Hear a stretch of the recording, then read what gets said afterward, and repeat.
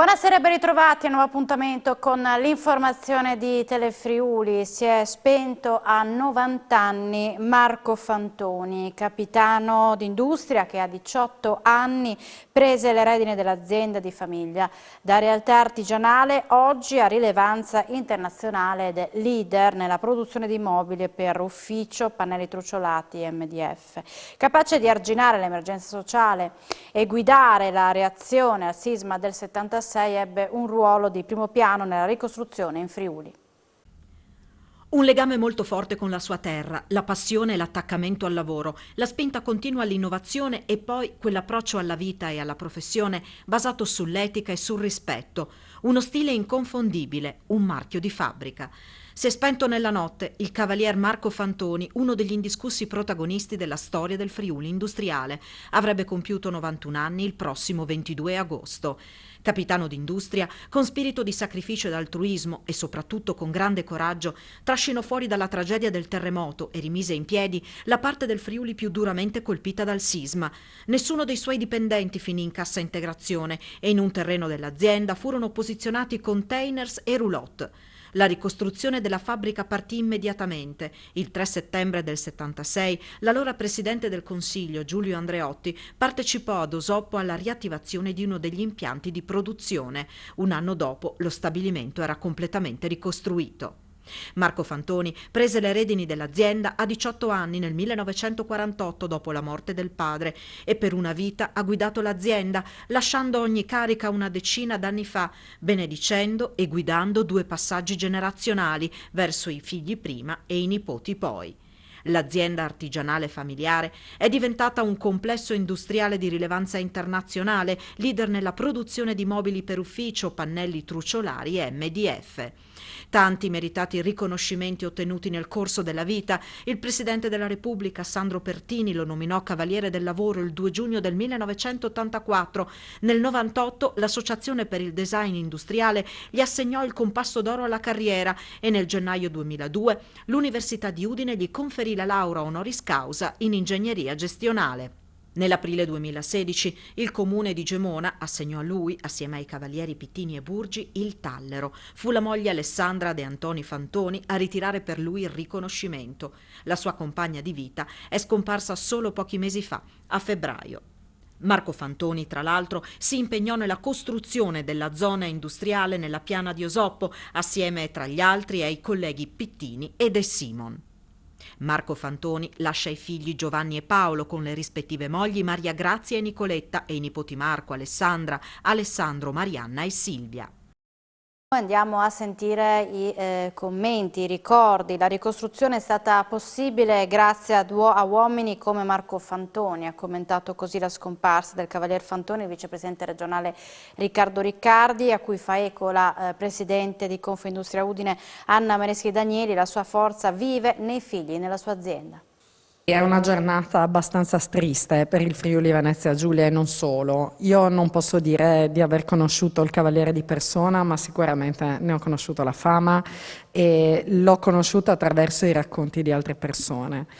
Ci mancherà il suo spirito, però devo anche dire che il suo ricordo è stato ereditato, la sua forza è stato ereditato sia da Giovanni che da Paolo, che fra l'altro continuano quello che è stato il suo interesse associativo. Viene a mancare uno straordinario protagonista di quegli anni, un uomo che ha fatto quello che ha fatto e che è sotto gli occhi di tutti, la grande capacità di un uomo che è riuscito a trasmettere ai figli, ai nipoti la passione per il proprio lavoro e i grandi risultati che quell'azienda ha. È uno dei pilastri che ci lascia, noi dobbiamo tenere alto il suo ricordo e soprattutto la gratitudine, perché questa terra è quello che è diventata dopo il terremoto grazie a uomini come Marco Fantoni. Commosso il ricordo di Enzo Cainero per vicende lavorative da più di 40 anni molto vicino a Marco Fantoni. Abbiamo cominciato a lavorare insieme all'indomani del terremoto, non siamo mai riusciti a darci del tu, ma quando c'era da prendere delle decisioni le prendevamo in friulano. Enzo Cainero, un rapporto, quello con Marco Fantoni, iniziato subito dopo il terremoto, è un rapporto molto forte, personale, durato oltre 40 anni. Eh sì, è la verità. Mi commuovo un po' pensando come abbiamo iniziato, in condizioni molto difficili per lui.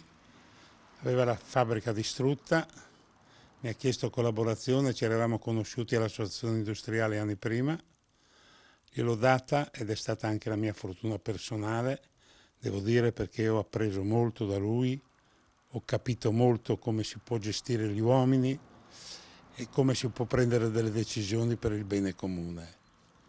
Marco Fantoni per me è stato un elemento cardine della mia vita. Sempre molto concentrato sul lavoro. Sì, Marco Fantoni, lo ricordo dietro la sua scrivania, concentrato sul lavoro, con pochi momenti di libertà mentale, quando li aveva poi però tornava bambino. Era di una genuinità e di una familiarità eccezionale.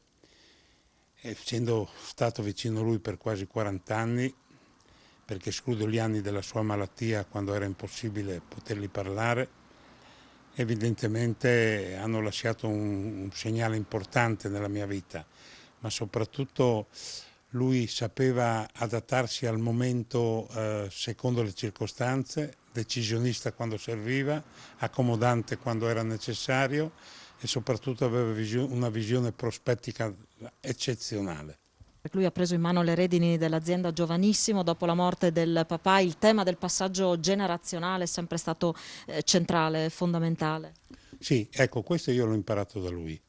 Io ho imparato cosa vuol dire guardare in avanti, pensare a chi si può lasciare un'eredità operativa e industriale e poi in tutti i campi della vita, e lui ha cominciato a pensare a questo aspetto quando era ancora giovane, era molto giovane, non aveva neanche 50 anni. Mi ricordo che cominciammo a pensare in modo concreto e molto forte addirittura alla fine degli anni '80 per passare il testimone ai due figli, che a loro volta si sono integrati molto bene nella conduzione aziendale, facendo squadra come piace a me, e a loro volta Giovanni e Paolo in questo momento hanno già iniziato e attivato e concretizzato il successivo passaggio generazionale. Ecco, questi sono esempi che ti lasciano un segnale e una volontà anche di incidere sul territorio. Una grande attenzione, una grande sensibilità da parte di Marco Fantoni anche per la friulanità, e un occhio di riguardo anche per i friulani nel mondo. Quando andammo in Argentina per attivare una iniziativa che poi non ebbe grande successo, volle che lo portassi dagli alpini, anche se lui non era alpino, dall'ente Friuli del Mondo, nel santuario di Castelmonte, di Madonna di Mont, come è a Buenos Aires, e lì era quel tornare bambino di cui dicevo prima. Era un aspetto che pochi conoscevano, pochi conoscono di Marco, persona a cui non sono mai riuscito a dare del tu, persona che non mi è mai dato dal tu. Ma devo dire una cosa in termini di friulanità. Quando avevamo cose anche abbastanza difficili, perché nella vita ne abbiamo affrontate difficili, quasi 40 anni, potete immaginarlo. Ecco, fra noi due, ovunque fossimo, si parlava in friulano. Ecco, questi erano i momenti di maggiore intimità e comprensione fra di noi. Una perdita per tutta la comunità, così ha detto il Presidente della Regione Massimiliano Fedriga sulla scomparsa del Cavalier Marco Fantoni. Con il suo impegno ha regalato al Friuli Venezia Giulia una delle più importanti e belle pagine di storia economica. Scompare un uomo e un imprenditore che ha contribuito a costruire il Friuli, ha detto invece la Presidente del gruppo del PD alla Camera, Deborah Seracchiani, facendolo crescere e stando ben piantato sul territorio, interpretando al contempo la missione internazionale che spetta alle grandi aziende. Marco Fantoni ha invece commentato il sindaco di Udine Pietro Fontanini, è stato uno dei più ispirati protagonisti dell'imprenditoria friulana degli ultimi decenni e grazie alla sua capacità di visione, la sua etica del lavoro, uno dei maggiori artefici di quello che oggi in tutto il mondo è conosciuto come modello Friuli. Notizia di poco fa, anche la regione Friuli Venezia Giulia in via cautelativa ha deciso di sospendere la seconda dose con AstraZeneca per gli under 60. Tutti i cittadini che rientreranno in questa fascia di età e che hanno ricevuto una prima somministrazione del vaccino inglese riceveranno per richiamo una dose di Moderna o Pfizer. Lo ha comunicato in serata il vicegovernatore della regione Riccardo Riccardi. Proprio oggi il CTS aveva espresso il proprio orientamento nella direzione poi intrapresa anche dal Friuli Venezia Giulia. Per il comitato tecnico scientifico AstraZeneca resta raccomandato per il richiamo nella fascia di popolazione dai 60 anni in su. RT stabile a 0,68 come la settimana scorsa, incidenza media nazionale dei casi Covid scesa da 32 a 26, sarebbero questi i dati contenuti nella bozza di monitoraggio del Ministero della Salute, ora l'esame della cabina di regia. Il Friuli Venezia Giulia resta in zona bianca, fascia nella quale a partire da lunedì dovrebbero trovarsi 40 milioni e mezzo di italiani. Gli abitanti della nostra regione di Abruzzo, Liguria, Umbria, Veneto, Molise e Sardegna si aggiungeranno infatti 3 regioni, secondo quanto emergerebbe dal monitoraggio settimanale. Si tratta di 2/3 della popolazione del paese. I dati attuali dicono che tutte le regioni e le province autonome sono classificate a rischio basso tranne una, la Sardegna, a rischio moderato. Per quanto riguarda le occupazioni dei posti letto Covid, tutte le regioni sono sotto soglia critica, il dato medio nazionale è dell'8%, in Friuli Venezia Giulia è del 2%. Vediamo i dati dei contagi di oggi nella nostra regione. Su 3.735 tamponi molecolari sono state rilevate 19 positività, di cui 6 da migranti richiedenti asilo, con una percentuale dello 0,51%. Sono inoltre 1.734 i test rapidi antigenici realizzati, dai quali sono stati rilevati 4 casi di contagio, 0,23%. Nella giornata odierna non si registrano decessi, ricoveri nelle terapie intensive rimangono a 3, mentre quelli negli altri reparti scendono a 17. È stata consegnata questa mattina la cittadinanza onoraria di Gonars a Maurizio Cecconi, uno dei 3 eroi del Covid mondiali. Cecconi, originario del paese della Bassa Friulana, è stato tra i primi medici in Europa a rendersi conto del pericolo del coronavirus, allertando i suoi colleghi di ogni parte del continente e permettendo di salvare molte vite. È una delle 3 persone nel mondo a essere stata insignita del titolo Eroe del Covid dal prestigioso Journal of the American Medical Association ed è stato il primo in Europa a rendersi conto del grave pericolo che il mondo stava correndo. Maurizio Cecconi, responsabile anestesie e terapie intensive dell'Istituto Humanitas di Milano, nel febbraio 2020 stava partecipando a una conferenza a Zurigo, ma venuto a sapere del primo paziente in Italia positivo al Covid-19 è subito rientrato a Milano, mandando poi una mail a tutti i colleghi d'Europa. Get ready, ha scritto, preparatevi. Mi ricordo che in realtà io e alcuni colleghi l'abbiamo capito subito in quei giorni e si è capito subito che non era un'influenza. In effetti sono state giornate molto difficili, ma anche giornate importanti con dei valori di solidarietà e di condivisione dentro gli ospedali con i cittadini che ci hanno aiutato rispettando le misure restrittive, adesso ci stanno aiutando con le vaccinazioni. Insomma, giorni difficili ma anche giorni che hanno portato tanta solidarietà e che abbiamo affrontato assieme e speriamo di aver messo alle spalle adesso. Maurizio Cecconi, 1 anno e mezzo dopo quella mail, è tornato nella sua Gonars, da cui era partito diversi anni fa. Ha potuto riabbracciare i suoi genitori e ha ricevuto le chiavi della città dalle mani del sindaco e il suo amico di infanzia, Ivan Boemo. Per me oggi è veramente una giornata di grande orgoglio essere qua a proclamare appunto il professor Cecconi dandogli le chiavi della città, oltre a essere un'illustre persona che il suo nome circola attraverso tutto il mondo e anche un amico e compagno di basket, quindi per me è una doppia soddisfazione oggi. Ai genitori che sono qua e un fratello è andato in Spagna e lui abita a Milano, però lui anche se è a Milano per noi è sempre qua. 5 casi di scabbia all'ospedale di Pordenone, un paziente ha prima contagiato 3 operatori della medicina d'urgenza e poi uno del reparto di otorino-laringoiatra che è stato chiuso in via precauzionale. La scabbia agita all'ospedale di Pordenone. La malattia è stata riscontrata in un paziente italiano ricoverato la scorsa settimana in medicina d'urgenza e poi trasferito in otorinolaringoiatria per ulteriori cure. Nel primo reparto sono stati contagiati 3 operatori, ma le misure di cura e isolamento messe in atto dall'ospedale si credevano sufficienti ad arginare eventuali contagi. Non è stato così, perché anche un'operatrice dell'Otorino è risultata contagiata da una malattia che raramente si manifesta nel nostro paese. A quel punto, fanno sapere dalla direzione medica del Santa Maria degli Angeli, a scopo precauzionale, oltre alla sanificazione dei locali, si è deciso di chiudere il reparto di otorinolaringoiatria e sottoporre personale medico, i loro familiari e la ventina di pazienti presenti, tutti considerati come possibili contatti, a un trattamento specifico a base di una pomata, da ripetere oggi e a distanza di 7 giorni. Nessun nuovo ricovero avverrà nel reparto prima di una decina di giorni, mentre i pazienti potranno essere dimessi dopo un primo trattamento. La scabbia è una malattia contagiosa della pelle, causata principalmente dall'acaro Sarcoptes scabiei, un parassita molto piccolo e di solito non direttamente visibile, che si inocula sotto la pelle del soggetto colpito, provocando un intenso prurito allergico. La scabbia, che si trasmette con un contatto stretto, si riscontra più frequentemente nelle aree affollate in condizioni di vita non igieniche e i tempi per manifestarsi sono di circa un mese dal contagio. Anche per questo, ora l'attenzione in ospedale a Pordenone è massima.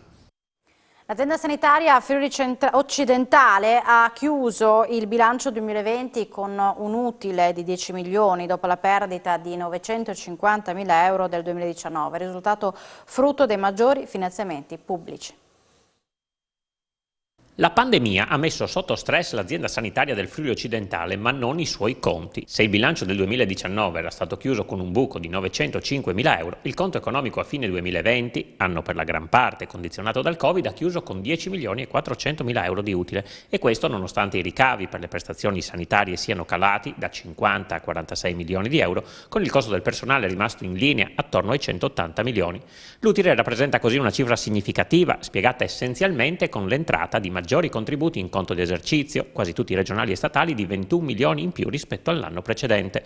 Soldi che hanno permesso di chiudere con un segno ampiamente positivo, a fronte di 648 milioni di ricavi e 626 di spese. Al netto delle imposte resta un tesoretto di 10 milioni che l'azienda ha messo in parte a disposizione di un eventuale ripiano delle perdite del servizio sanitario regionale, come si legge nella relazione finale. Di fronte al considerevole utile non è mancata la reazione dei sindacati, che da mesi sono in contrasto con la direzione generale di ASFO per chiedere meno tagli e più assunzioni. L'ultimo presidio è di mercoledì scorso. Ci spieghiamo così le mancate conferme dei lavoratori a termine in piena emergenza sanitaria, spiega la CGIL in una nota, l'aumento delle liste di attesa dei cittadini su molti dei servizi della sanità territoriale, i turni e gli straordinari del personale per fronteggiare la crisi, le ferie saltate, la mancanza cronica di oltre 190 persone in organico fra medici ed infermieri, che da tempo i sindacati della sanità denunciano. Senza le risorse aggiuntive stanziate da governo e regione avremmo probabilmente assistito ad un crollo della sanità pubblica nella provincia, conclude la CGIL. Anche Movimento 5 Stelle e PD esprimono incredulità per i numeri a fronte del sottodimensionamento dell'organico e invitano il sindaco Ciriani a farsi sentire.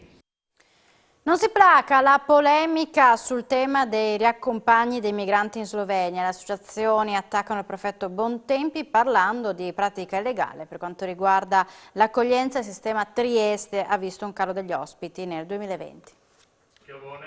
Le associazioni che si occupano di accoglienza non ci stanno e continuano la battaglia per ottenere chiarezza sui respingimenti in Slovenia che loro definiscono illegali. Nel mirino questa volta il prefetto Massimo Bontempi, direttore centrale dell'immigrazione e della polizia di frontiera, le cui parole di ieri, gli accompagni in Slovenia sono perfettamente legittimi, non sono andate giù al presidente di ICS. Il prefetto Bontempi ha sostenuto che sono regolari nonostante l'ordinanza del Tribunale di Roma del 18 gennaio dica chiaramente che non lo sono, ed è infatti abbastanza curioso che si parli di possibili riammissioni in futuro. Se fossero regolari si potrebbero fare adesso, che c'entra il futuro. Il fatto è che il prefetto Bontempi sa benissimo che non sono regolari, anzi sono profondamente illegali, perché la riammissione significa negare allo straniero il diritto di presentare la domanda d'asilo. Per quanto concerne il 2020, in tema di migranti, sono entrati nel sistema di accoglienza di Trieste 2.624 stranieri, numeri più bassi anche a causa dei respingimenti rispetto al 2019, quando erano stati poco meno di 3.000. Complessivamente lo scorso anno sono state 5.600 le persone intercettate. Si tratta soprattutto di pakistani e afghani, giovani under 37, a condizionare i corsi di integrazione, chiaramente il Covid. Nonostante quello che il 2020 è stato, c'è stato comunque l'interesse l'interesse degli imprenditori ad accogliere i tirocini formativi ed è stato nostro interesse e anche degli accolti quello di potersi inserire lavorativamente in modo operoso, senza perdere tempo, in un'attività sul nostro territorio. Altresì, nonostante le scuole chiuse, nonostante i corsi fermi, siamo riusciti ad inserire numerose persone ugualmente nei corsi di italiano e in qualche corso di formazione, certo non i numeri del 2019, ma il segnale che dà il report è comunque che c'è stato un grosso impegno in questo senso. Come annunciato, una trentina di genitori provenienti da almeno da 5 scuole differenti questa mattina si è radunata sotto Palazzo d'Aronco per protestare contro il servizio mensa attivato quest'anno negli istituti comprensivi udinesi, un servizio di refezione che è considerato da migliorare soprattutto in vista dell'inizio del prossimo anno scolastico e contro il quale a fine maggio era anche scattato un boicottaggio con l'ormai nota battaglia del panino, ovvero il pranzo al sacco, fornito dai genitori e bambini in sostituzione della mensa scolastica. Mamma e papà si sono ritrovati ai piedi del comune portando cartelli colorati e striscioni, con loro alcuni panini da consegnare nelle mani del sindaco, dell'assessore Battaglia e dei capigruppo di maggioranza. Una delegazione è stata poi invitata a salire in comune a consegnare nelle mani del primo cittadino una lettera firmata dai rappresentanti dei genitori di 12 scuole udinesi. I rappresentanti Fontanini ha garantito che i controlli svolti in questi mesi dai NAS e dall'azienda sanitaria non hanno rilevato mancanze oggettive, ma che la situazione sarà monitorata. Qualora ci fossero i presupposti, ha annunciato il sindaco Fontanini, valuteremo anche la possibilità di revocare il contratto. L'assessore Battaglia, da parte sua, ha garantito che il tema sarà discusso già il 21 giugno in Commissione Consigliare Cultura e Istruzione. Siamo alle notizie di cronaca. Ubriaco aggredisce 4 persone armato di coltello. Un 29enne triestino è stato denunciato per oltraggio, resistenza pubblica ufficiale e danneggiamento per il possesso ingiustificato di oggetti atti ad offendere. Aggredito senza alcun motivo 4 persone che si trovavano in via d'Azeglio a Trieste, colpendo anche con calci e pugni la carrozzeria della loro autovettura. Poi è scappato abbandonando il coltello in via Caccia, all'angolo con via Parini, ha fatto cadere a terra uno scooter. Più persone hanno chiamato il 112, 2 volanti l'hanno rintracciato e bloccato, l'uomo anche inveito contro la gente. E sono stati sequestrati 1370 capi di abbigliamento sportivo recanti un falso Made in Italy dalla Guardia di Finanza della Compagnia di Prosecco e dai funzionari dell'ufficio delle dogane di Fernetti, retroporto di Trieste. L'operazione, condotta in stretta sinergia operativa, è scaturita da un'attenta procedura di preventiva selezione e riscontro della merce in transito presso l'autoporto di Fernetti. I beni provenivano dalla Serbia, erano dirette in Italia ad una società detentrice di un noto brand italiano di articoli di abbigliamento sportivo che sul proprio sito internet si pubblicizzava come realtà completamente Made in Italy. I responsabili sono stati denunciati per violazione ed vendita di prodotti industriali con segni mendaci, per aver messo in circolazione prodotti industriali atti a indurre in inganno il consumatore finale.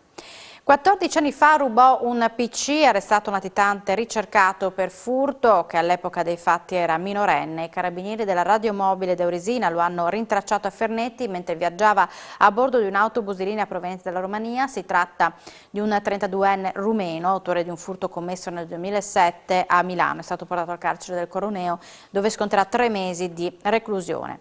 Società Benefit, nuovo paradigma e vantaggi, e questo è il titolo del convegno organizzato nel pomeriggio da Confindustria Udine per approfondire questo nuovo modello di business introdotto da una normativa del 2016. I vantaggi si misurano in termini di reputazione, immagine, ma anche di aumento della produttività e di attrazione di investimenti. Essere società benefit, che integra nel proprio oggetto sociale, oltre agli obiettivi di profitto, anche l'avere un impatto positivo sulla comunità di riferimento, sui dipendenti e sull'ambiente, significa cavalcare l'evoluzione senza subirla. Il tema è stato affrontato durante il convegno a Palazzo Toriani, promosso da Confindustria Udine in collaborazione con Anima Impresa. Sono 1 migliaio le società benefit in Italia, raddoppiate durante la pandemia. Ce ne sono sempre state tantissime, soprattutto nel nostro territorio. Il punto è che l'imprenditore non è usuale a perdere tempo in ciò che non si riferisce rigorosamente a quella che è l'attività di impresa, nonostante sia estremamente impegnato nel miglioramento della qualità di vita dei propri collaboratori, che significa attenzione alla famiglia, attenzione al welfare, attenzione alle risorse umane, alla formazione, al territorio e all'ambiente. Alle imprese possiamo dire che che devono uscire dal guscio, devono imparare a raccontarsi per contrastare quella cultura anti-impresa che oggi viene utilizzata da parecchie persone che invece di governare cercano di togliere l'attenzione da sé. Le imprese sono tante volte viste come degli appropriatori di qualche cosa. L'azienda deve alzare gli orizzonti, deve guardare anche un attimino oltre quelle che sono le recinzioni della propria azienda, occuparsi magari anche di quello che è la ristrutturazione di un bene comune, cioè il fare impresa oggi deve diventare un modello che sia anche di contaminazione con best practice di questo tipo, in modo che si riesca a creare una responsabilità sociale di territorio. Nel corso del convegno sono state proposte le testimonianze dei rappresentanti di 7 società benefit del Nord-Est. Lidia Alessio Verni, direttore generale dell'Agenzia Lavoro e Sviluppo Impresa, ha assicurato l'attenzione della Regione per le società benefit, spiegando che questo modello organizzativo aiuta a motivare e a trattenere le persone e ad affrontare il mercato delle nuove generazioni. Noi siamo in chiusura, ma vi ricordo subito dopo la pubblicità l'appuntamento con Sport FVG, dove si parlerà naturalmente di Udinese, della conferma di Luca Gotti alla guida della prima squadra. Dunque se ne parlerà subito dopo la pubblicità. Grazie per l'attenzione e buona serata con Telefriuli.